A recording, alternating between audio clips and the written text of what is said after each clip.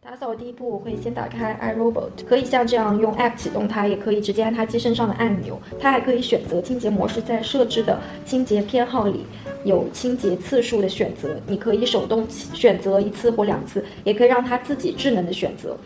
它还有一个细致模式，在清洁的最后，它还会沿着边边角角更仔细的清洁一次。打扫完以后，它会通知给你的手机，告诉它已经完成工作。然后你可以点开来看到它清洁的路径，这些白色的就是它没有清洁到的区域，可能是你放家具的一些位置。我觉得它这个路径图最大的好处就是可以告诉你之后需要在哪些地方加强手动清洁。打扫完以后，你要清洁它的这个集成盒。首先要打开这边，然后把这里面的垃圾倒进垃圾桶。然后它这里还有一个滤网。这边就很脏，然后需要把这些灰抖进，然后再安装过去。然后这个你实在就是太脏的话，你要去清洗这个东西，然后也要及时的更换。有时候它这个转盘和这边它的这个清洁的轮子会卡这种毛发，你也要把它清理出来。如果毛发很多的话，需要把这个轮子拿出来清理。或者擦拭一下，然后再把它装回去。由于扫地机器人不可避免的会有一些清洁死角，所以我还备着一个戴森的吸尘器，加强边边角角的清洁，包括宠物猫砂盆附近啊、地毯啊等等。它还有许多清洁头，可以清洁不同的区域，比如它有一个细细长长的扁头，我会拿来用它吸一些踢脚线啊、窗户还有门槛上的一些灰尘。还有一个床褥头，我会拿它来清洁沙发还有床垫。这2个小头是我比较常用的。用完以后要及时清理它的垃圾箱，以及定时的为它清洗。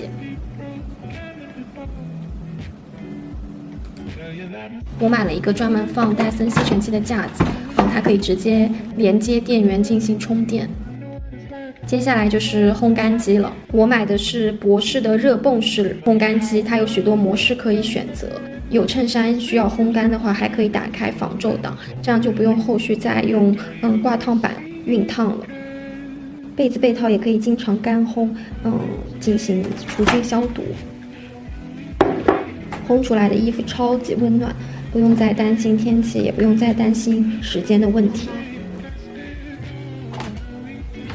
有宠物的一定要拥有它，烘出来的衣服不会再有细细碎碎的宠物毛，它们还有其他的脏东西都会被吸附在烘干机的2层滤网上，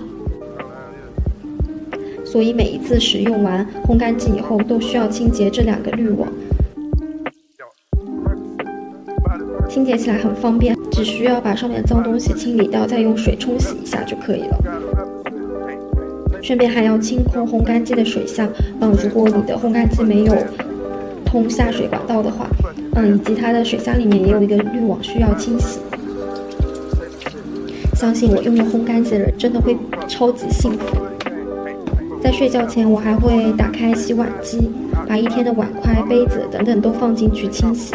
我比较推荐这种独立式的洗碗机，不管是从容量、功能还是运作的原理来讲，都要胜过水槽式的洗碗机。我买的是这种3层式的，第1层可以放刀具、刀叉等等，第2层会放一些比较浅的碗、盘还有杯子，第3层的话就是一些大型的餐具、锅具什么的。里面的结构也可以进行自由的调整，最后倒上清洁粉和亮碟，然后再选择你需要的模式就可以了。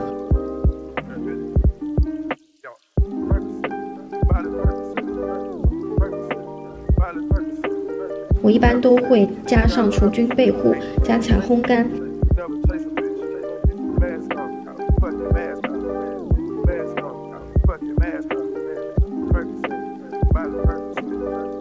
第2天一起来就可以打开洗碗机，餐具都被洗得超级干净，完全不用担心会有水渍、灰尘什么的问题，而且也不需要再买消毒柜了，真的是一件解放双手的好神器。